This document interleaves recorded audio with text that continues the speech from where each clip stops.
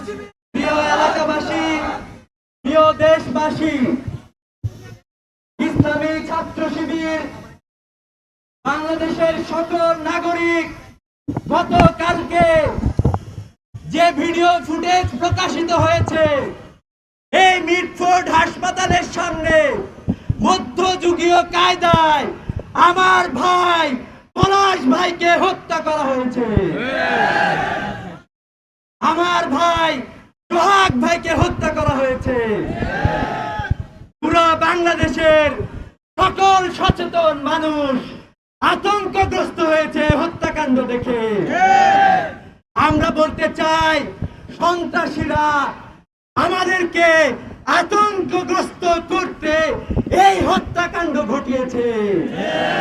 তারা একের পর এক সারা দেশের প্রত্যেকটা গ্রামে গঞ্জে মহল্লায় বাজার ঘাটে দোকানপাট থেকে শুরু করে কোন একটা প্রতিষ্ঠান বাদ রাখে নাই যেখানে তারা চাঁদাবাজি শুরু করে নাই। আমরা বলতে চাই আপনারা যে ভয়ের মাধ্যমে এই চাঁদাবাজির বিরুদ্ধে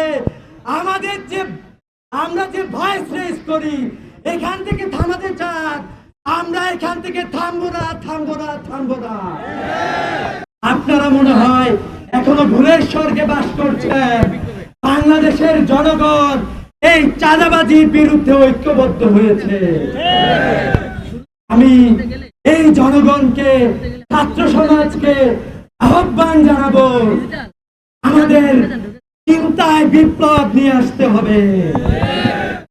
আমরা যদি বাংলাদেশের মানুষ যদি এই চিন্তা শুরু করে কাউকে আমরা 1 পয়সা চাঁদা দিব না, আমি বিশ্বাস করি বাংলাদেশের কোন শক্তি নাই যে আমাদের কাছ থেকে চাঁদাবাজি করতে পারে।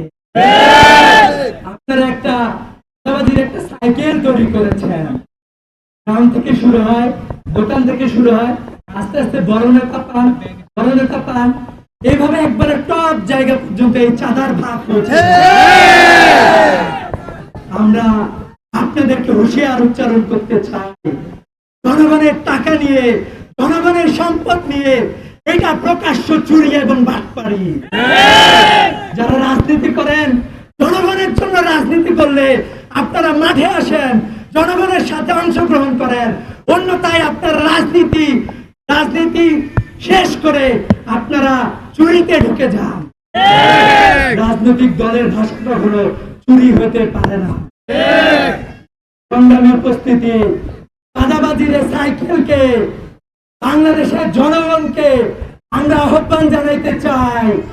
ইসলামী ছাত্র শিবির আহ্বান জানায় আপনাদের, বাংলাদেশের প্রত্যেকটা গ্রামে গঞ্জে, প্রত্যেকটা বাজার ঘাটে, পাড়ায় মহল্লায় চাঁদাবাজের বিরুদ্ধে শক্তিশালী প্রতিরোধ কমিটি গড়ে তোলেন।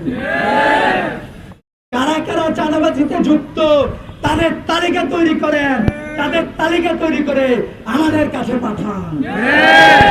আইন শৃঙ্খলা রক্ষাকারী বাহিনীকে বলবো, জুলাই অভ্যুত্থানে আপনারা যেভাবে জনগণের বিরুদ্ধে অবস্থান গ্রহণ করেছিলেন, আবারও আপনারা এই চাঁদাবাজদের বিরুদ্ধে আপনারা একত্রিত হবেন না।